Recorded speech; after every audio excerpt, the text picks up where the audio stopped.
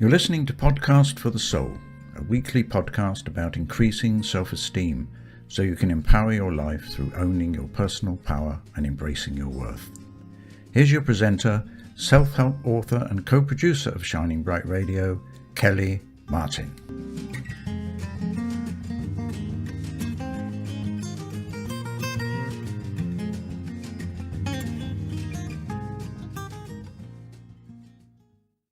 Hi there, you're listening to the first episode of Podcast for the Soul.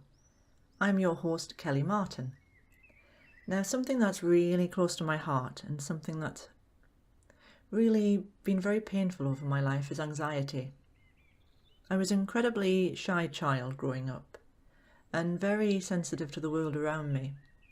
I seemed to absorb the feelings of people around me and didn't really understand why or what was happening. As things went on in life, I became just very frightened and afraid of the world. Meeting with people, socialising, public speaking. Meeting new people was just really terrifying for me. I had this deep feeling of I wasn't good enough. And because of this, I went out into the world trying to prove myself. I spent a lot of time trying to please other people. Now, anxiety can come about in the body through breathlessness. We can have panic attacks. We can get sweaty palms. One of the things that really affected me was if I was socialising, I would speak very fast. It was like I needed to get everything over and done with. I wanted to escape. It was much easier for me to go towards people and ask them questions. If I saw somebody on the street that I knew or I hadn't seen for a while, I would walk in the other direction because I was terrified of what they were going to say, what they were going to ask. I didn't know how to respond. I had this habit of blushing quite a lot back then. And I tried many different things to try and get rid of anxiety. I tried drinking alcohol, which seemed to make me more socially confident. I overate a lot because I was so shy and reclusive because I just didn't want to socialise with groups of people. And when I got into my 30s, I began to realise that fighting anxiety was actually perpetuating anxiety. The more I tried to get rid of the feelings I was feeling, the stronger they became, to the point where I'd avoid anything that involved other people. I didn't even go for interviews in jobs because I thought it would be too scary. I turned down a lot in my past, and I held myself back a lot because of low self-esteem and low self-confidence because of anxiety. Now, in my 30s, I discovered something called mindfulness meditation. And I began to practice this meditation technique where you become more observant of how you're feeling. You watch your breath. You observe how you feel and what arises within you. You become more of a watcher, a distant watcher, instead of being so immersed in the feelings that take place. What I noticed over time was that the feelings were not who I am. Who we are is so much bigger than the fears and the anxiety or any sadness that arises too. And I started to look at my feelings and the thoughts that came before them and realise they're like children. The feelings that arise within us are like small frightened children.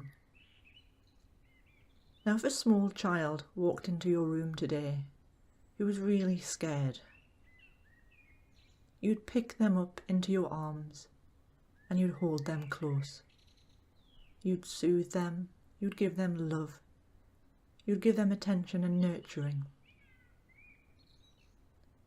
Now this is what we need to do with anxiety. We can try many quick fixes, but they generally don't work, because our feelings and our emotions are there for a reason.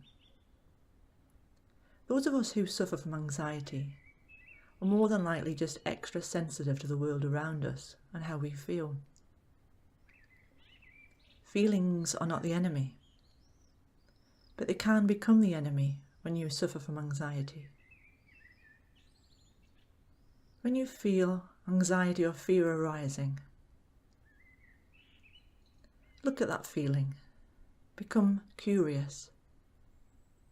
Where is it within your body? Does it have a colour? And what size and what shape is it? Is it real? Often anxiety is about a perceived fear in the future. I was brought up worrying a lot. I was taught to worry. And I soon realised that as humans we have this fight or flight feeling inside of us. It's very cellular, it's very raw. And I feel that many of us are still experiencing anxiety in the way that we did many, many generations ago. Anxiety was actually a gift. It was a protective instinct. If tigers or lions were running towards us, we'd run and flee. Or the adrenaline would pump up inside of our body, and we tried to get away from the perceived danger.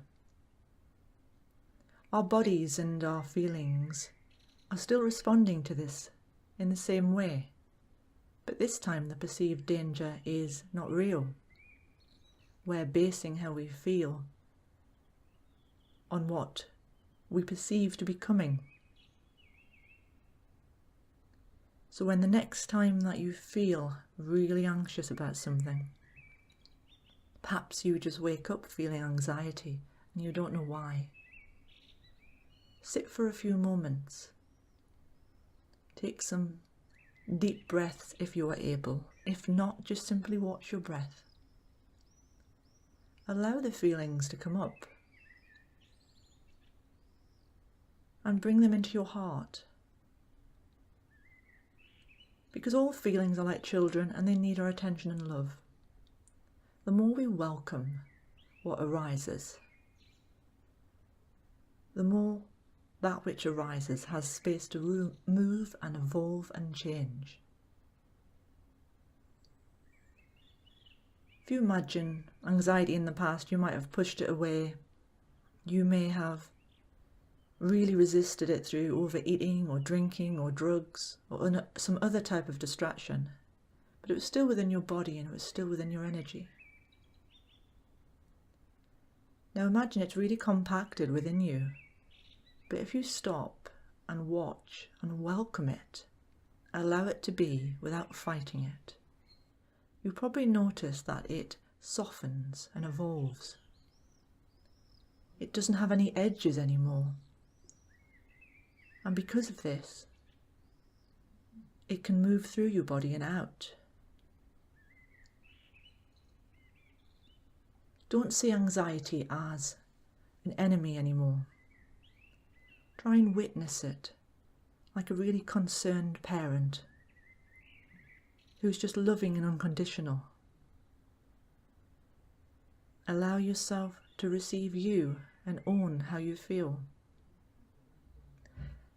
Now, anxiety is just one of many feelings that we feel. But it's something that we can shift and move through. We can manage it. Now, don't allow your feelings to get rid of anxiety. That's one thing that I really recommend not doing. Because by doing that, you're literally just pushing the inner child aside. Because the feelings that come up tend to come from that place inside that is the inner child. That inner child may be scared and fearful because of past experiences. And that anxiety arises because the inner child feels it's protecting us from a perceived threat in the future. So allow whatever arises to come up. You're worth this time. You're worth this presence. You can live with anxiety.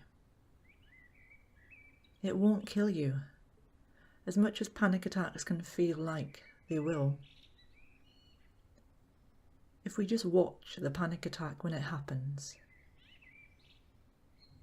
and mentally just give ourselves some love.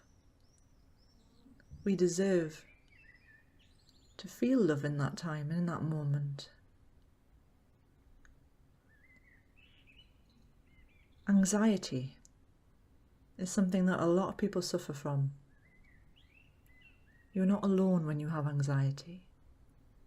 And I understand that you may not wish to leave your home. You may be scared to go out to meet new people. But one of the things that I found was I had to immerse myself in those experiences that I was scared of. After a long time of avoiding socialising and meeting new people and engaging with the world, I started to put myself out there more. I joined friendship groups and I joined the site called meetup.com. And I began to meet new people. And yeah, I was scared. There was fears. There was immense fear arising when I first started to do it. I would shake and I would cry sometimes. I was so scared of doing new things. Because with anxiety, we're scared of change. We're scared of what that will mean for us. How will it affect us in our daily lives? But the fear of the anxiety is often more than the actual feeling the anxiety. Now, feeling anxiety is different to drowning in anxiety. We can drown in the feeling by pushing it away, fighting it, hating it. But when we become aware and allow it to arise and be, it takes a new quality on it. It's so different.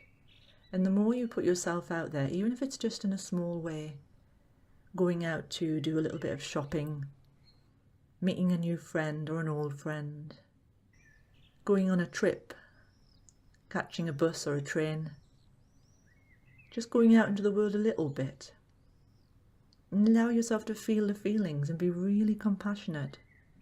You're doing something new. It's really brave and courageous. And whenever anybody does something new, there's always this feeling of anxiety or fear. But over time, it becomes more a feeling of excitement. Because anxiety and fear are on the other end of the scale from excitement. It's essentially the same feeling, the same emotion in the body. And the mind and the body doesn't really recognize the difference, but we perceive it differently. And I know you can do this because I have.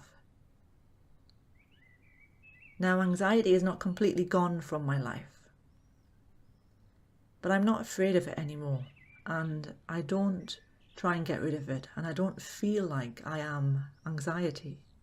It's so easy to identify and think that we are what we feel, but we are so much bigger. Emotions and feelings, they just pass on through. They always change. It's like the clouds in the sky. The clouds just pass on through. They change, the sun comes out, the sky clears, and then more clouds come in different types and shapes. But we are more the sky. We're the vessel, the vehicle that holds and experiences all of this life. So the next time you feel anxiety, just remember it will pass. It's not going to kill you. But it will make you stronger the more you're able to embrace it with love and presence and soften how you view it. It's just a feeling, it's just a label. You're a sensitive person. You're a sensitive human being. And that's very powerful.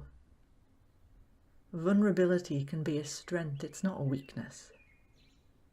The more we're able to look at our feelings with love, the more they can change. And the more our life changes.